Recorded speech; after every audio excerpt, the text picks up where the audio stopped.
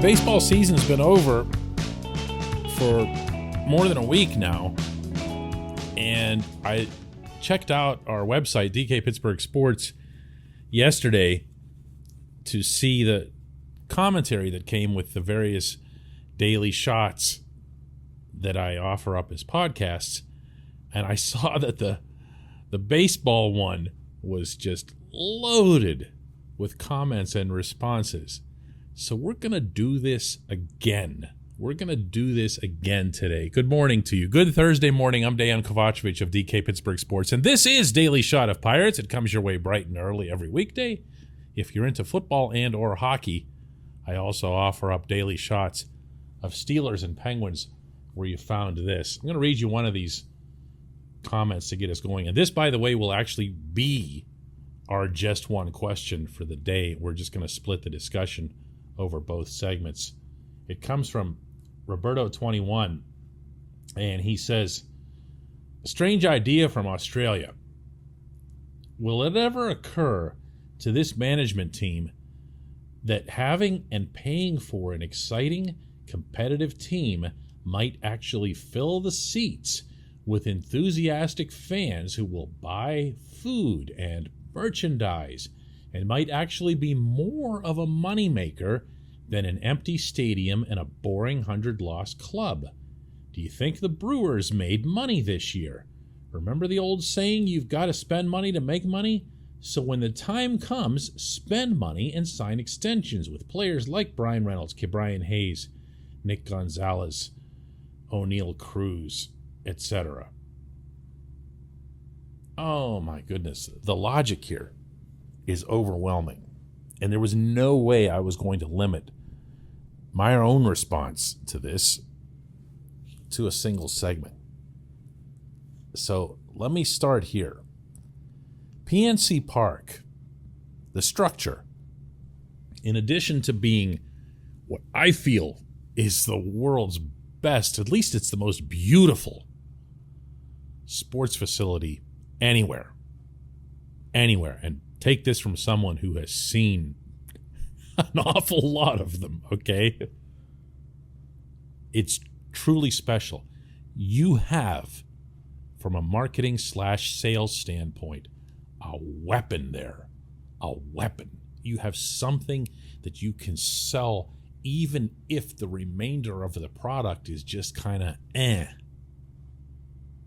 Now, what you might not know about PNC Park, and stick with me on this because it might sound like I'm avoiding the issue. I'm not. PNC Park is also among the smallest of baseball stadiums. For a little while there, it was the smallest. But regardless, you're talking about a capacity of 38,000. If you squeeze a ton of bodies, meaning in non-pandemic times, onto the rotunda and the other standing areas like inside the Clemente Wall and so forth, you can really force your way into a 40, and you're kind of crossing your fingers that either the fire marshal or the health department doesn't show up. But it's still very small. When the Pirates were doing really well in the baseball sense from 2013 to 2015, made the playoffs all 3 years, they were able to get their season ticket base up to 20,000.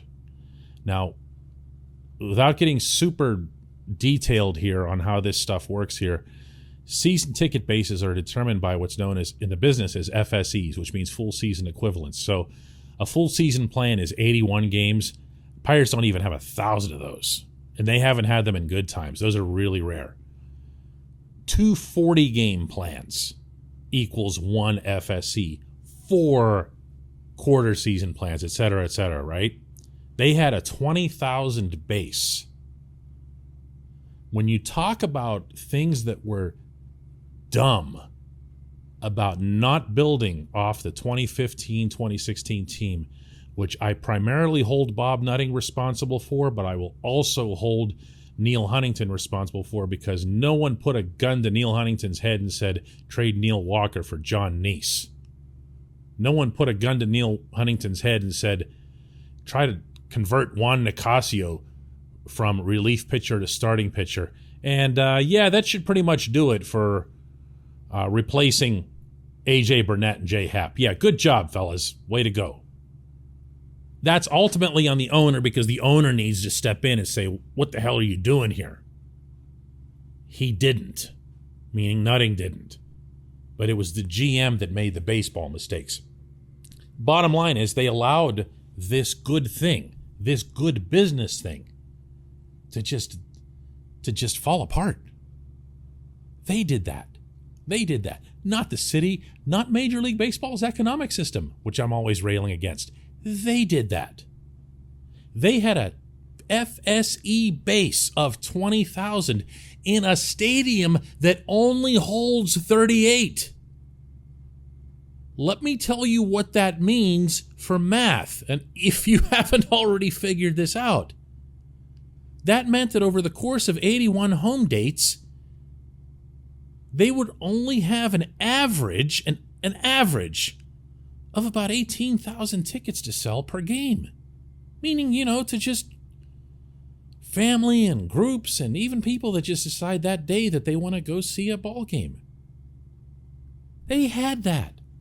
And then from there, they would have had a chance to really pursue, I'm going to use another piece of terminology from that business, what's called ticket tension, meaning the public starts to perceive that it's hard to get a ticket to a certain kind of event. When the public perceives that, it's a dream come true. Concert promoters especially love this, because that's what jams up the online and the phone lines and everything else the morning that, Green Day is coming. They love that because it creates that burst. It creates that, oh no, I've got to do this. And in sports, it's doubly important because it creates urgency to buy what? Yeah, more season tickets. They had this. And they let it go. Don't be that cynic, by the way, who says, well, they'd get more in revenue sharing this way than they would. No, actually, that is not accurate, and that is confirmable through data. The Pirates would not be getting more in revenue sharing than they would get by filling PNC Park. Some of the examples that you gave weren't completely on. For example, merchandise is split evenly among all 30 teams. Whatever the Yankees sell at merchandise at Yankee Stadium, the Pirates get 1/30th of it, and the Yankees get 1/30th of it. That's just how it goes with merchandise. But food, concessions, the enthusiasm, the energy. You didn't even mention that, and I'm sure you intended to, but the hype that comes with having a full ballpark and everybody talking about it, for better or worse, even if the Pirates, aren't being as competitive as expected. There's more people going in and out. There's more people talking about Pirates baseball. Why would you not pursue that? Why would you not pursue that? When we come back, just one question.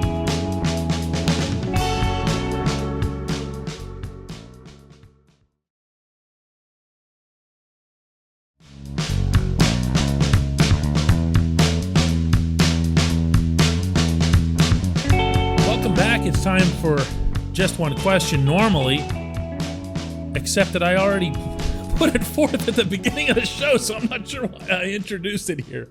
I'm a little bit too into this subject today. Just deal with it. So I explained to you in the previous segment why it's absurd, beyond absurd. It's just stupid for the Pirates, principally Bob Nutting, to not pursue aggressively a packed PNC Park. Why does he not do that? Well, again, we can get into the narratives and the rolling wheelbarrows up the hill to Seven Springs of cash and everything else. The truth is actually a lot more boring than that, I believe. The truth is that his modus operandi for business has long been, and this runs in the family, that he's not going to spend $1 until he sees the dollar. You can call that cheap, you can call it excessively cautious, I don't care what you call it, but it's there. His mindset since taking over this team in 2007 has been that, well, great, let's fill the ballpark up and then we'll be able to raise payroll. No, dude, no. If you're serving lousy food at a restaurant and you go in there and you eat this lousy food and you bring out the manager and you say something to them and the manager says to you, well, listen, if you just buy more of this, we're going to someday make it better for you, all right? So we'll see you again Tuesday, right? All right, man, come on back. No one's going to ever go back. That's what the Pirates have done. That's what Bob Nutting has done. When I say to people constantly that they're criticizing him for all the wrong things, what I get back is, you're defending Nutting. It's not that. It's that I'm criticizing him for the right things. He's not running off with some zillions of dollars. I've had so many people, including, by the way, minority partners in ownership, former minority partners in ownership who don't even have a tie to the team anymore, swear to me that that's not happening. There isn't profit-taking going on within the Pirates. There just isn't. There just isn't. Major League Baseball's Players Association would be going apoplectic, and they actually see the books. That's not what's happening. It's way more boring than that, which is, I think, why people don't like to hear it. He's one of those people in business who is afraid. And that's the operative term. He is afraid to invest without assurance. He's not a billionaire. Can we get that one out of the way, too? If anything, he's grossly undercapitalized as a baseball owner. Owning a franchise doesn't count as your capitalization. It doesn't make you a billionaire until you sell the team for $1 billion, and then you're a billionaire. He's not now. He's undercapitalized. And he's afraid to put $1 in because he's not 100 billion% sure that the dollar is coming back. And the approach to managing PNC Park as the Pirates' home, that potential mega cash cow sitting there on the North Shore, empty, night after night after night, is all you need to see as evidence. Forget the stupid conspiracy theories and everything else here. This is way more boring than that. He's just afraid to invest. He wants to see the dollar first and then put the dollar in. And people in Pittsburgh are rightly tired of giving him that dollar. You know what? We should do more on this tomorrow. If you have something you want to add to this discussion, go ahead and send it to me. We're going to do one more of this tomorrow because, as you can tell, I got a whole lot to say on this. I appreciate everyone listening to Daily Shot of Pirates.